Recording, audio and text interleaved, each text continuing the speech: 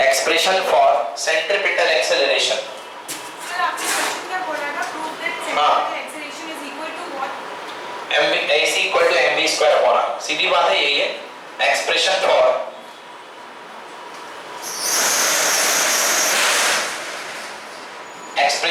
Centripetal acceleration. Okay, तो हमने last class में पढ़ा जब भी कोई पार्टिकल किसी सर्कुलर पाथ में एक फिक्स स्पीड से, स्पीड तो फिक्स रहेगी ना v, वेलोसिटी बदलेगी, मैंने वेक्टर नहीं लगाया बट स्पीड फिक्स रहेगी, है ना। तो ये वेलोसिटी वेक्टर है बट स्पीड इसकी फिक्स रहेगी v स्पीड से, वेक्टर बदल रहा है, मोशन कर रहा है, तो इसका एक्सेलरेशन होता है ac, centripetal acceleration equal to होता है v स्क्वायर अपॉन r। याद आया? r क्या होती है? रेडियस। r क्या हुआ करती है?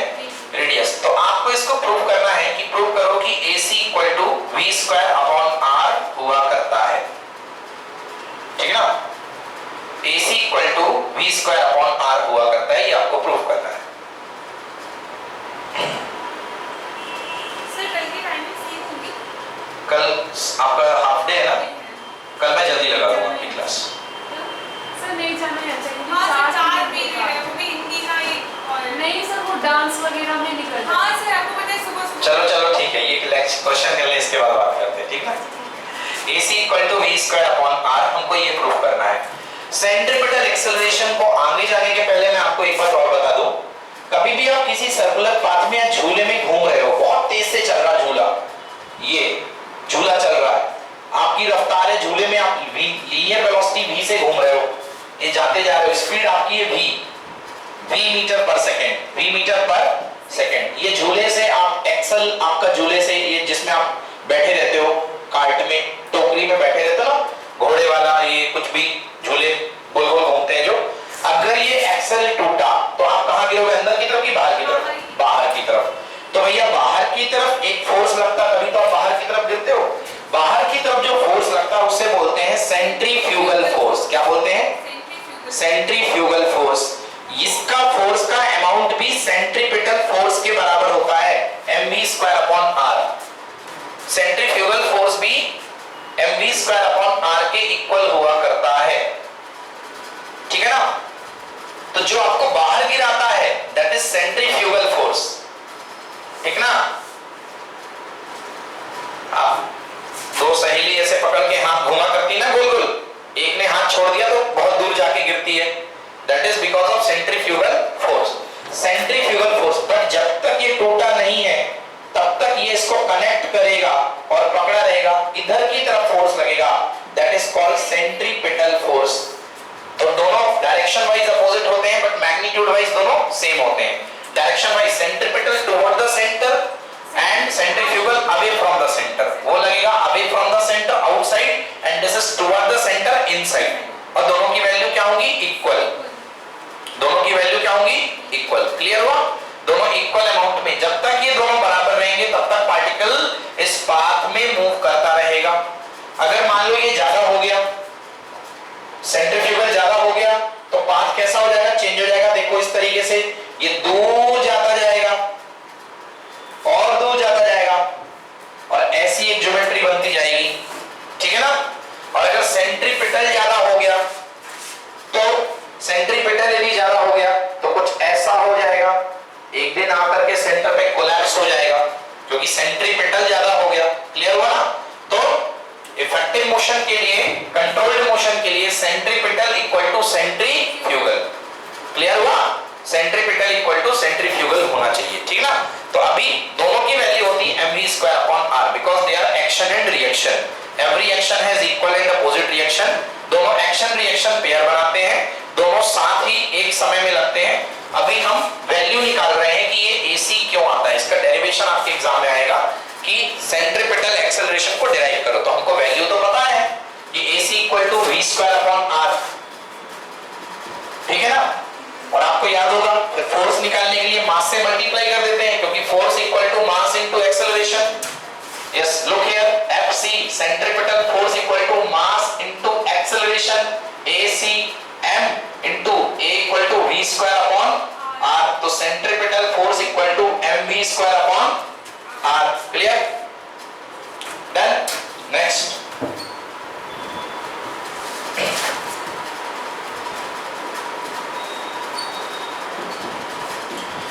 नाउ स्टार्टिंग इसका डेरिवेशन स्टार्ट करते हैं कि अगर कोई पार्टिकल v स्पीड से किसी सर्कल के राउंड कर रहा है, यूनिफॉर्म सर्कुलर मोशन कर रहा है, कांस्टेंट स्पीड, स्पीड कितनी है v, डाउट क्लियर ना? अगर v स्पीड से ये सर्कल के राउंड कर रहा है तो आपको बताना है कि सेंट्रीपिटल एक्सेलरेशन कितना होगा। यस, स्टार्ट करते हैं। इसकी रेडियस ले लीजिए r, P पॉइंट से पार्टिकल स्टार्ट करता है, मान लीजिए किसी पॉइंट Q तक पहुंच जाता है। P पॉइंट से स्टार्ट किया, किसी पॉइंट Q तक पहुंच गया, ये वाली लेंथ को मैंने मान लिया this length, this is called distance and distance is equals to L। ये लेंथ मैंने मान लिया। पार्टिकल इस डायरेक्शन में घूम रहा है, किस वेलोसिटी से घूम रहा है, सॉरी स्पीड से, v स्पीड से। नाउ अब यहां से इसको ज्वाइन कर दीजिए, दिस इज कॉल्ड डिस्प्लेसमेंट। इस डिस्प्लेसमेंट का नाम दे लीजिए डेल्टा L। डेल्टा L आया ना, ये L है, ये हो गया डेल्टा L। कौन ज्यादा होगा, डिस्टेंस या डिस्प्लेसमेंट? डिस्टेंस ज्यादा होगा, डिस्प्लेसमेंट छोटा होगा। इसको ज्वाइन कर दीजिए। What is this, radius r, ये क्या है, angle theta, this is angle, you can also say delta theta, change in angular displacement है ना, angular displacement delta theta. Now start करते हैं, PQ, PQ displacement, PQ displacement, PQ is equals to delta L। P से लेकर के Q तक का displacement delta L, displacement की बात कर रहा हूं। PQ equal to displacement delta L, vector PQ लिख दिया, ये लीजिए खुश, vector PQ equal to displacement delta L। हो गया, क्लियर है ना? So velocity v, velocity v, yes, this velocity directly vector velocity equal to displacement upon time. So displacement is equals to delta L upon time is delta t। Yes और no? Delta L delta t, clear? तो magnitude form में आ जाइए, क्योंकि हम magnitude की form में निकाल रहे हैं। Now velocity is equals to delta L upon delta t। Velocity का मैग्नीट्यूड, वेलोसिटी का magnitude equal to delta L upon delta t। Vector लेके घूमेंगे तो थोड़ी सी प्रॉब्लम लगेगी इंटीग्रेशन डिफरेंशिएशन करने में, इसलिए मैंने उसको डिसॉल्व कर दिया, हटा दिया। Now v dt, velocity into delta t equal to delta L, give it relation number 1, velocity into delta t equal to delta L, agree? Now next, angular velocity,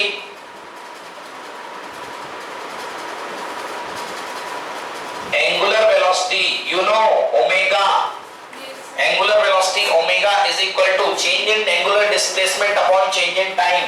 What is change in angular displacement? Delta theta. What is time? Delta t. Delta theta upon delta t. Sir, omega is equals to 2 pi upon t भी होता है। So यहाँ पे 2 pi एक चक्कर थोड़ा ना चला, हमने थोड़ा सा चला ना भाई। 2 pi upon t तो पर्टिकुलर फॉर्मूला है ना एक चक्कर के लिए, this is general formula.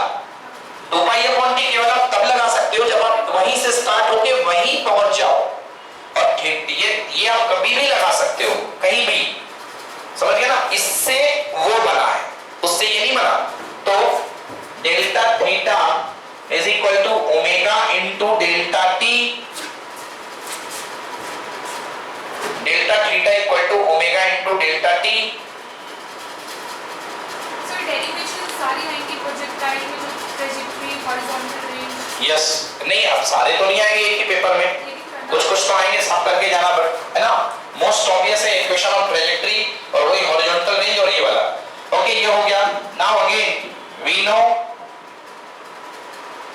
Angle is equals to होता है arc upon radius, that is equal to L by R। Angle is equal to L by R।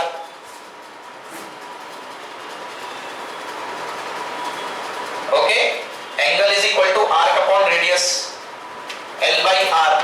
तो रेडियस तो कांस्टेंट है, अगर चेंज होगा एंगल में तो किस में चेंज आएगा, लेंथ में, और रेडियस कांस्टेंट बनेगी। So the change in angle is equal to corresponding change in arc upon radius, because radius is constant, no change in radius, nothing. Small r ले लो, दो रेडियस नहीं लेना, एक ही रेडियस है ये वाला r.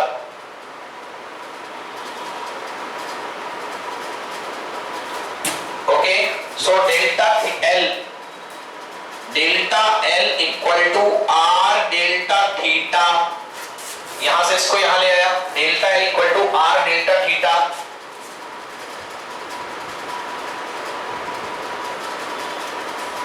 Okay, now starting from 1, relation number 1, relation number 1 from 1, बेटा यहां तक आगे समझ में, फ्रॉम 1 आपके पास कितना है, डेल्टा एल इक्वल टू है v इंटू डेल्टा t है, v into delta t, delta L equal to v into delta t।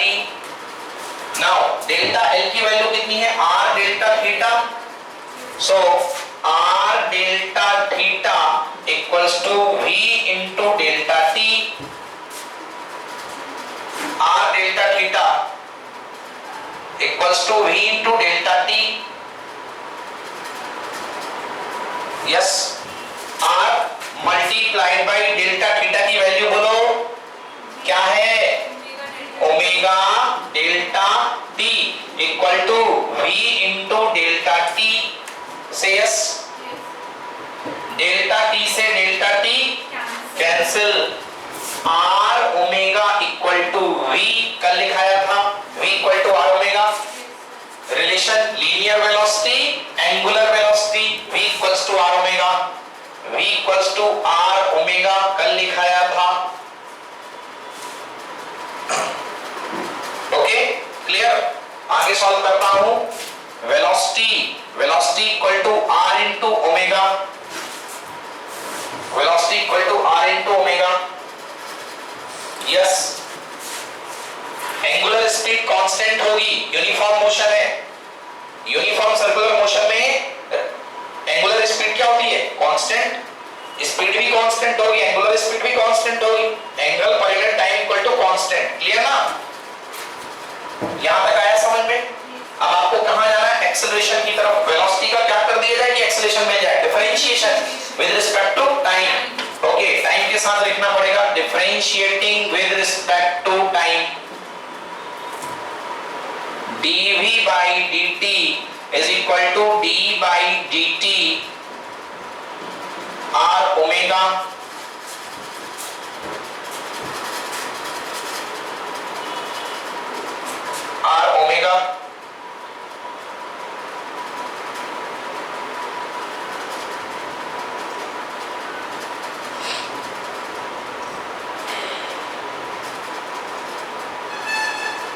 okay, yes, yes, देखिए dv by dt is what, acceleration, हाँ क्या बोले, ये v है ना, this is not theta, v is equal to r omega, dv by dt equal to a, omega को बाहर ले लो, dr by dt, dr by dt,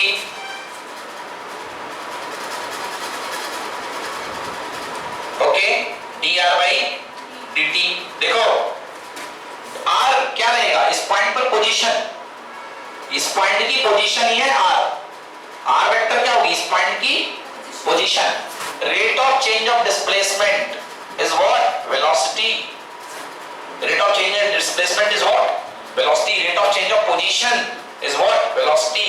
तो किसी पॉइंट का इंस्टेंटेनियस डिफरेंशिएशन पोजीशन का क्या देगा, velocity, so a equals to omega into v, a equals to omega into v,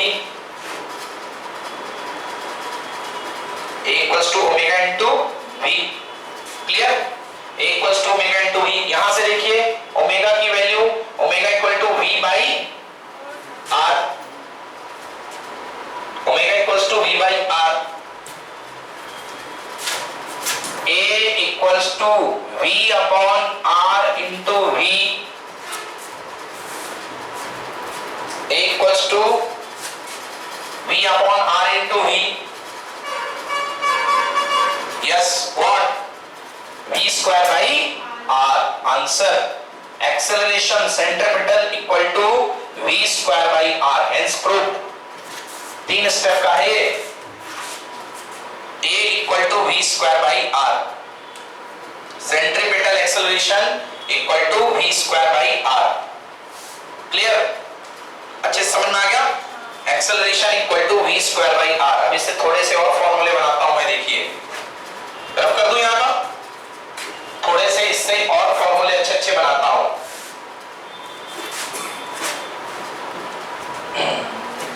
centripetal acceleration AC का मैग्नीट्यूड चल रहा है, वेक्टर नहीं लगाया मैंने, मैग्नीट्यूड है v square by r, v square by r।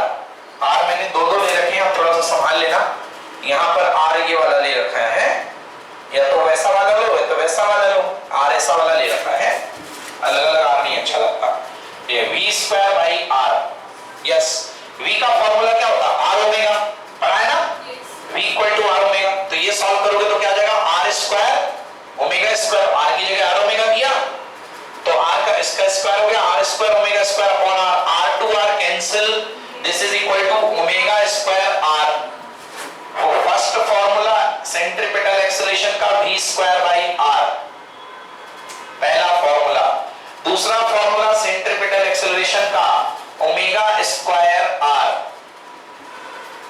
Omega square r, clear, omega square r।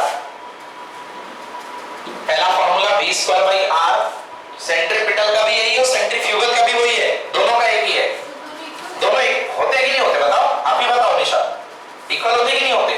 अभी बताया ना मैंने डायग्राम बना के, सेंट्रीपिटल और सेंट्रीफ्यूगल मैग्नीट्यूड वाइज इक्वल होते हैं, डायरेक्शन वाइज अलग अलग होते हैं।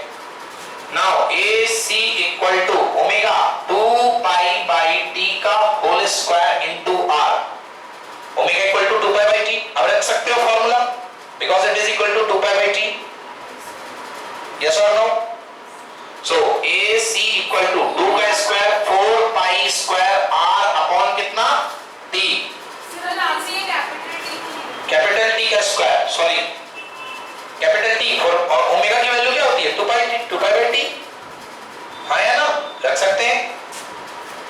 तो इनका टर्म्स ऑफ टाइम पीरियड ये है,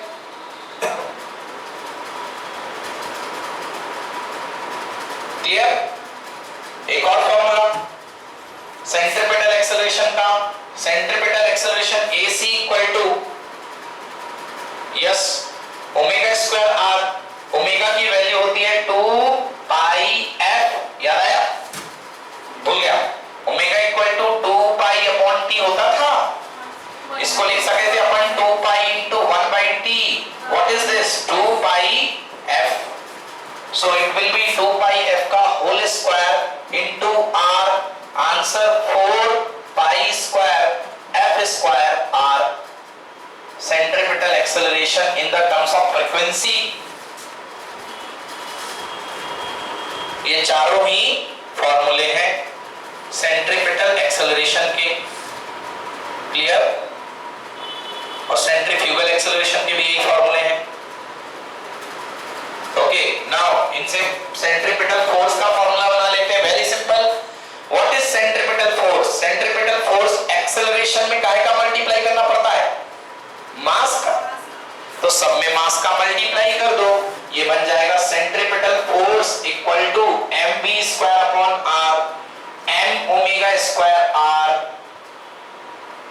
इधर centripetal force m 4 pi square r t square, और यहां पे भी क्या आ जाएगा, m, ये सारे बन जाएंगे सेंट्रीपिटल फोर्स। लिख लो, केवल m का multiply, mass into acceleration equal to force. Clear, not clear?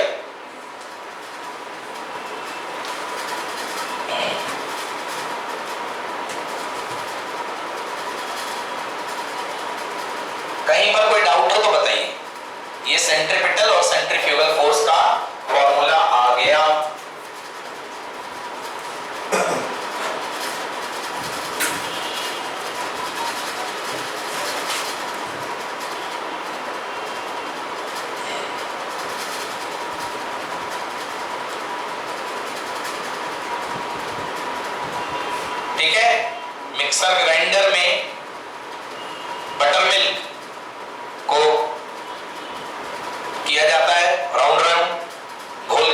उससे घी निकालते हैं ना, घी बनाते हैं घर में, पहले मलाई को इकट्ठा करते हैं, फिर उसका बटर मिल्क निकालते हैं, फिर उसको चुरा करके उबाल करके घी निकालते हैं उसका, तो क्रीम निकलती है उसकी, बटर निकलता है, उसको डाल देते हैं मिक्सर ग्राइंडर में, बटर आ जाता है। Which formula? This formula, but वहां पे सेंट्रीफ्यूगल फोर्स एक्ट करता है। जब आप मिक्सर ग्राइंडर में डालते हो या हाथ से कभी देखा हो, गांव वगैरह में गए हो, हाथ में वो लेकर के ग्रिल लेकर के हाथ से माथा करते हैं, अब तो सिस्टम खत्म हो गया वाला है ना, आजकल मिक्सर ग्राइंडर आ गया, एक हैंड ग्राइंडर आ गया, उससे लेकर के वो सीधे कर देते हैं, यस है ना। तो उसमें होता क्या है, यही फॉर्मूला लगता है, ये देखो, जितना दूर पार्टिकल रहेगा सेंट्रीफ्यूगल फोर्स भी उतना रहेगा, because centripetal is also proportional to r and centrifugal is also proportional to r, और जितना ज्यादा मास होगा उतना ज्यादा सेंट्रीफ्यूगल फोर्स लगेगा। ये देखो मास के प्रोपोर्शनल है, तो भारी पार्टिकल होते हैं बटर के, तो उन पर सेंट्रीफ्यूगल लगता है तो दूर दूर चले जाते हैं, इसलिए किनारों पर बटर आके कलेक्ट हो जाता है, समझ गए ना, क्योंकि मास ज्यादा होता है बटर का, समझ गए ना, तो वो आके किनारे पर कलेक्ट हो जाता है, समझ गए ना। तो क्रीम निकालने के लिए सेंट्रीफ्यूगल मेथड का इस्तेमाल किया जाता है, मिल्क से क्रीम निकालने के लिए सेंट्रीफ्यूगल मेथड का इस्तेमाल किया जाता है। क्लियर, सारे डाउट क्लियर हो गए, चले आगे, ओके डन।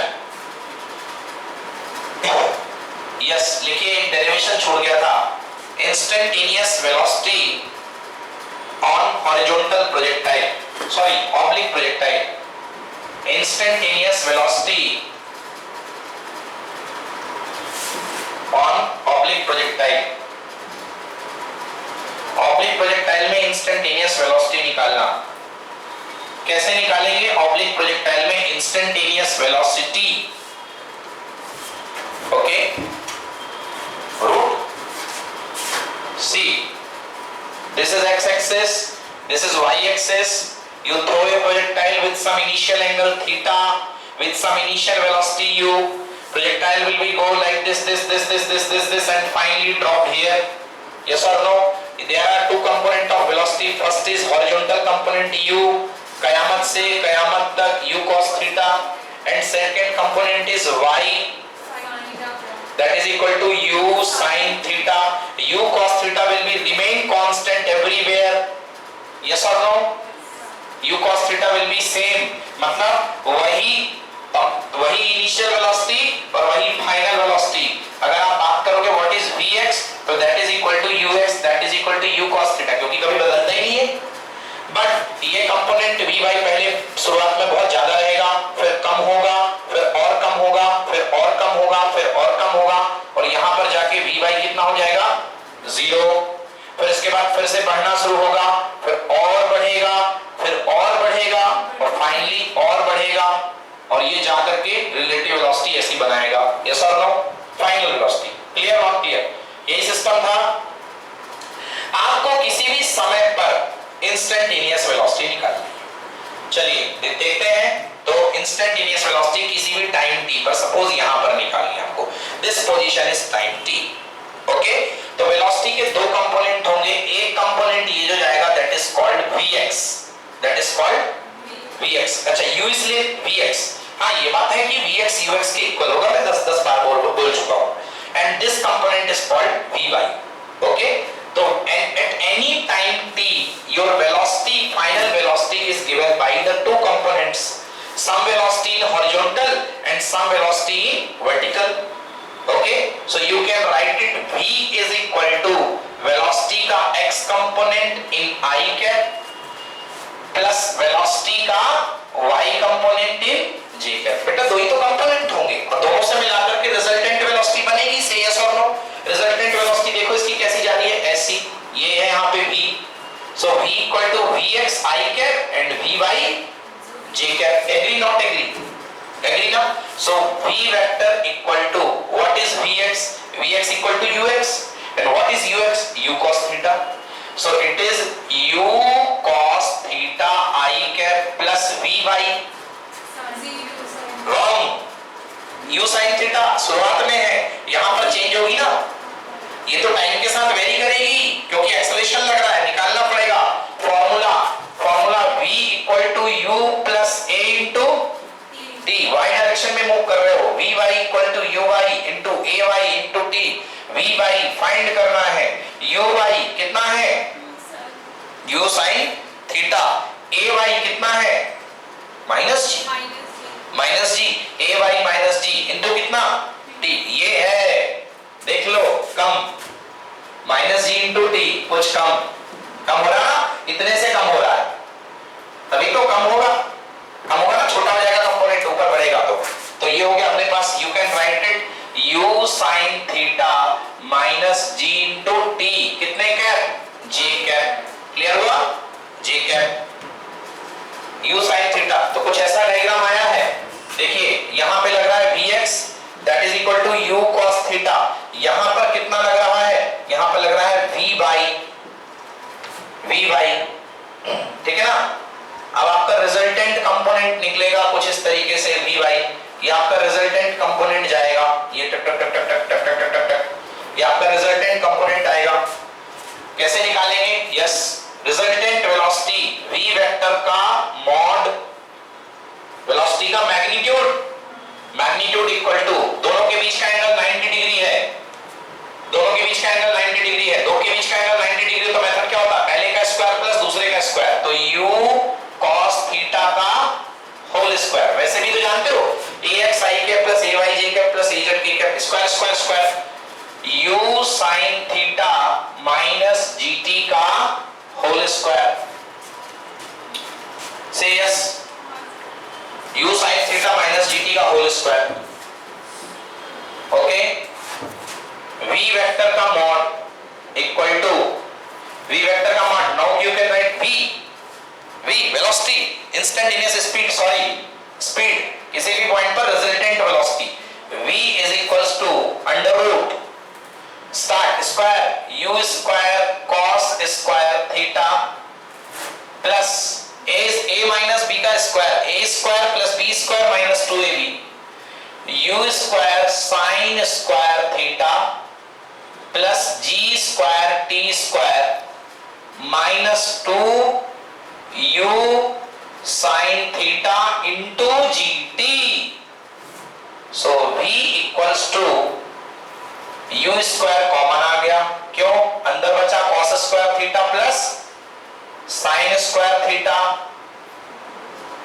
से yes, cos square theta plus sin square theta will be 1 plus g square t square minus 2u gt, पहले लिख लो gt, 2u gt sin theta, this is v equals to u square minus g square t square minus 2u gt sin theta, yes, this is resultant velocity. गलती से हो गया, okay, plus g square t square, ये हो गया, clear हो गया, this is resultant velocity. Clear, आ गया समझ में, ये हो गया रिजल्टेंट वेलोसिटी, ये रिजल्टेंट वेलोसिटी है v, वेक्टर लगाना, वेक्टर लगा दो, कितना एंगल बना रही है, इस एंगल को मान लो अल्फा, कितना एंगल बना रही है, इसके साथ हॉरिजॉन्टल के साथ, इसका एंगल कितना मान लिया, alpha. Now what is tan alpha, tan alpha is equal to perpendicular, this is perpendicular, अगर ये vy है तो ये भी कितना होगा, vy, ऊपर वाला नीचे वाला vx है तो ऊपर वाला नीचे वाले की तो जरूरत ही नहीं है, tan alpha is equal to vy upon vx, tan alpha equal to vy, what is vy, u sin theta minus gt, u sin theta minus gt upon ux, u cos theta, so alpha equal to tan inverse u sin theta minus gt upon u cos theta, this is your angle, ये आपका angle है, वो magnitude का, वो ऊपर वाला magnitude है, ऊपर वाला मैग्नीट्यूड है, रिजल्टेंट एक पॉइंट पर वेलोसिटी कितनी होगी, क्लियर,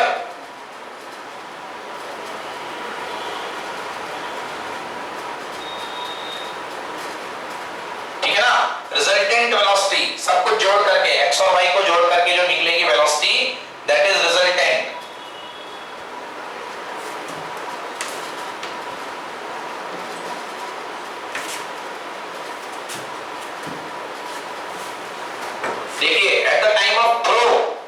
जिस समय आपने फेंका, at the time of throw start, उस समय टाइम कितना लिया जाता है? 0। जिस समय फेंका जाता है, स्टार्ट किया जाता है, टाइम कितना लिया जाता है? 0। तो देखिए 0 के समय में रिजल्टेंट वेलोसिटी मतलब v इनिशियल कितनी वेलोसिटी से फेंका है? कहां से फेंका? 0 से। 0 तो टाइम है, कितने से फेंका है? देखो ना, u cos थीटा से फेंका है। अरे फेंका u से है। कितने से फेंका है? u से। u के दो कंपोनेंट बने हैं, horizontal u cos theta, vertical u sin theta. तो फेंका तो u से है ना। अब देखो इसको मैं रख के निकाल रहा हूं फॉर्मूले में, initial velocity u square plus g square, वो देखो फॉर्मूला है u square plus v g square t square. t की वैल्यू कितनी? 0। t की वैल्यू कितनी? 0। तो ये भी हो गया 0। अगला 2ugt माइनस 2t, उसमें भी आ गया, ये भी कितना? 0। Answer under root u square plus u square, answer कितना? u। कितनी वेलोसिटी से फेंका था? u से। मतलब इस फॉर्मूले से आप किसी भी समय पर वेलोसिटी निकाल सकते हो टाइम रख के, कि यहां पर इसकी वेलोसिटी क्या रही होगी, यहां पर क्या रही होगी। बस आपको टाइम रखना पड़ेगा, यहां का टाइम क्या है, यहां का टाइम क्या है, यहां का टाइम क्या है, और आपको वहां पर कौन सी वेलोसिटी मिलेगी? रिजल्टेंट। कौन सी मिलेगी? रिजल्टेंट। कंपोनेंट फॉर्म में नहीं मिलेगी, कंपोनेंट फॉर्म में निकालना है तो ये निकाला जाएगा। समझ गए ना? देखो कंपोनेंट का मतलब क्या होता है। ये आपके पास कोई बंदा है, ये इसकी गर्दन है ना, ये इसकी गर्दन है। इसकी गर्दन में किसी ने रस्सी डाल के खींचना इसको शुरू किया, रस्सी डाल के खींचना शुरू किया, टिल्ट खींच रहा है।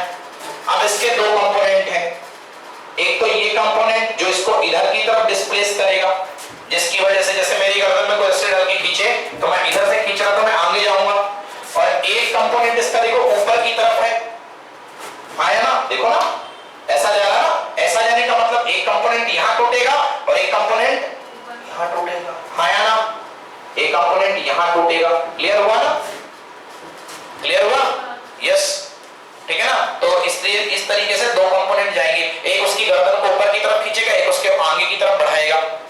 क्लियर हुआ ना? तो ये बनता है हॉरिजॉन्टल कंपोनेंट और ये बनता है वर्टिकल कंपोनेंट। हम यहां पर क्यों तोड़ते हैं इसको अलग अलग? क्योंकि हमारी मजबूरी है कि हमको वन डायमेंशन मोशन आता है, और वन डायमेंशन मोशन के लिए हमको एक ही दिशा में एक काम कर पाएंगे। तो ये जो टू डायमेंशन मोशन है, हम इसको दो वन डायमेंशन मोशन में रिजॉल्व करते हैं। भैया तुम अलग और तुम अलग, दोनों एक दूसरे से इंडिपेंडेंट। ये वाला u cos थीटा और ये वाला u sin थीटा, और दोनों एक्सेस में हम अलग अलग मोशन लगाते हैं। क्लियर हुआ नहीं हुआ? Clear? So finally this chapter is finished. ये आपका चैप्टर जो है थ्योरी वाइज सब कुछ फिनिश हो गया है, और वैसे तो फिजिक्स कभी फिनिश होती नहीं है ना, कभी never ending, it is never ending subject. Now कल की बातें थोड़ी सी आगे बढ़ाते हैं, कल के क्वेश्चंस को करते हैं।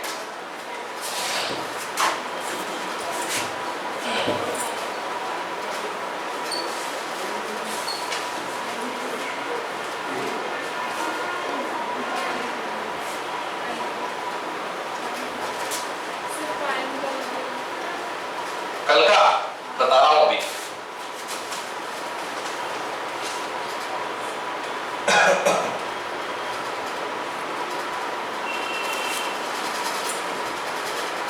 Yes, question.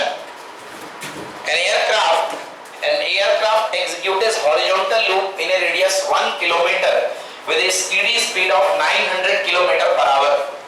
एक एयरक्राफ्ट है, घूम रहा है हॉरिजॉन्टल लूप में, ऐसे ऊपर चक्कर लगा रहा है। हो सकता है कि रनवे के पास आ गया हो और नीचे प्लेन खड़े हो तो उसको सिग्नल क्लियर नहीं मिल रहा हो, होता है कई बार, एयर ट्रैफिक क्लियर नहीं होता है। कह देते हैं भैया अभी एक प्लेन उड़ने वाला है तुम्हारी डायरेक्शन में, इसलिए तुम ऊपर जाओ और गोल गोल चक्कर मारो। तो ऊपर चला जाता है, गोल गोल चक्कर मारता है ना। फिर उसके बाद सिग्नल भेजते हैं, हाँ लाइन क्लियर है आ जाओ, तो फिर वापस वो आता है। तो एक एयरक्राफ्ट है वो हॉरिजॉन्टल लूप में, ये होता है हॉरिजॉन्टल लूप, और एक होता है वर्टिकल लूप। ये वर्टिकल लूप है।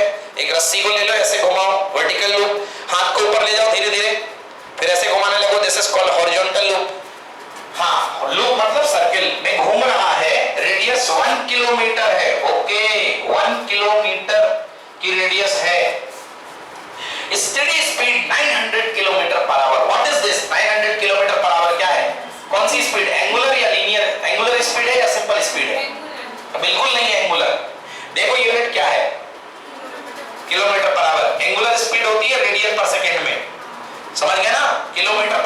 इसकी लीनियर स्पीड है, जिस स्पीड से ये भाग रहा है इसमें v इक्वल टू है अपने पास कितना 900 किलोमीटर पर कितना आवर। यस और नो? आपको बताना है इसका सेंट्रीपिटल एक्सेलरेशन कितना होगा घूमने के लिए। Formula centripetal acceleration equal to v square upon r। समझ में आया? v square upon r। v कितना है 900 इनटू 900। समझ गए ना? अब यूनिट भी लिखते जाओ अपॉन r, बट 900 क्या था किलोमीटर पर आवर। बहुत तेज से चक्कर लगा रहा है, तो kilometre square per hour square. Yes और नो? क्योंकि दो बार किया। रेडियस कितनी हो गई 1 किलोमीटर। Okay 1 kilometre. आंसर 9 9 जा 81 1 2 3 4 किलोमीटर स्क्वायर। सर आवर का स्क्वायर क्यों लेंगे, क्योंकि वो तो v स्क्वायर अपॉन r है ना, r का स्क्वायर थोड़ी ना, तो r तो v की वैल्यू रखी ना हमने, और v की वैल्यू यहाँ पे किलोमीटर है। ये किलोमीटर से 1 kilometre cancel, kilometre plus per hour square. हाँ यूनिट है ना, मीटर पर सेकंड स्क्वायर है, तो ये भी डिस्टेंस और ये है टाइम। हाँ इसको बदलना चाहे तो अपन बदल सकते हैं, पर देखते हैं आंसर यही आ रहा कि नहीं आ रहा है। So it is 81,000 kilometre per hour square. बदल दिया गया है इसको, ठीक है ना? इसको बदल दीजिए मीटर पर सेकंड स्क्वायर में। चलिए नाउ 81,000 1 2 3 4 1 किलोमीटर में कितने metre 1000 metre. Hour 1 hour how many second 3600 into 3600 2 times, दो बार hour square. Now what it become, it is become metre, और ये बन गया क्या सेकंड का स्क्वायर। अच्छा कंपेयर करना है centripetal acceleration with the acceleration due to gravity, divide करना है इसको। ओके चलिए डिवाइड भी करना है इसके बाद। सेंट्रीपिटल एक्सेलरेशन को एक्सेलरेशन ड्यू टू ग्रेविटी से डिवाइड करना है। 0 0 0 0 कैंसिल, 1 2 3 4 4 0 कैंसिल हो गए। तो centripetal acceleration equal to 8 1 1 2 3 upon 36 into 36 1296 1296 36 गुणे 36 1296 होता है। क्लियर? नाउ ये हो गया सेंट्रीपिटल एक्सेलरेशन। इनका कहना है सेंट्रीपिटल एक्सेलरेशन को ग्रेविटेशनल एक्सेलरेशन से कंपेयर करो, डिवाइड करो। Centripetal acceleration divided by gravitational acceleration. What is centripetal acceleration 81,000 divided by 1296 का होल डिवाइडेड बाय g 9.8। ये भी है ऊपर मीटर पर सेकंड स्क्वायर, ये भी है मीटर पर सेकंड स्क्वायर 9.8। नहीं नहीं नहीं नहीं, अब डायरेक्शन की कोई बात नहीं हो रही यहाँ पे, है ना? 8100 अपॉन 1296 इंटू 9.8 यहां आ जाएगा। देखो सुनो, ये लगभग है 10। समझो बच्चों, देखो तुमको डायरेक्ट कैलकुलेशन करना चाहिए। ये लगभग 10 है, तो यदि 10 लेके चलोगे तो आएगा 12,960। अब 12 का डिवाइड करोगे तो 12 पंचे 60, 12 गुणे 5 60, 12 6 72 6 72 और 12 गुणे 7 84। 7 बार में 84 होता है, मतलब इसका आंसर 6 पॉइंट समथिंग आने वाला है। समझ गया? 6 पॉइंट समथिंग मेरे को इसका आंसर लग रहा है। तो सॉल्व करने पर आंसर 6.38। Answer it is 6.38। तो centripetal acceleration upon g equal to 6.38। Yes, so centripetal acceleration equal to 6.38 times of g। मतलब जो एक्सेलरेशन है वो 6.38 गुना है। Okay, it is 6.38 times of g। Clear?